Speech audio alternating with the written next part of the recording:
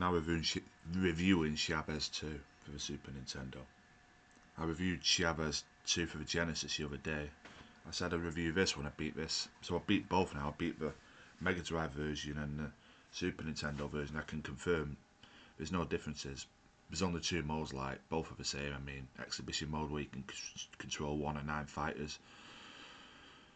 Chavez being the best, obviously, in the career mode where you make your own boxer, and then when you beat Chavez, the credits roll, you beat the game. I mean, there's no difference out the two. The only difference I can say is they're both in foreign, obviously, like both no differences.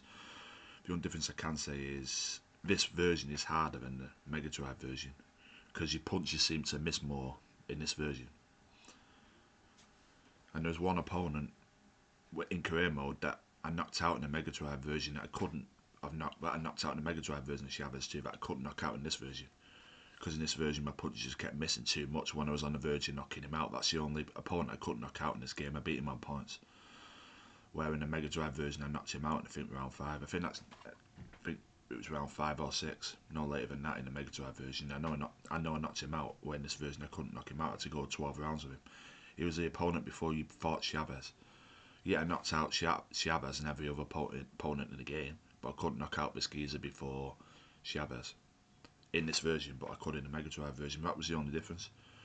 It was foreign. I mean, both modes are the same. That's the only difference. So that's all I can say. This is the review. There's nothing else. There's no other differences. I beat both versions, and I can say the Mega Drive version is easier, and the Mega Drive version is better because if you're going to play this game, play the Mega Drive version, avoid this version. Because you miss too much in this version. When a Mega Drive version, your punches register and it's faster.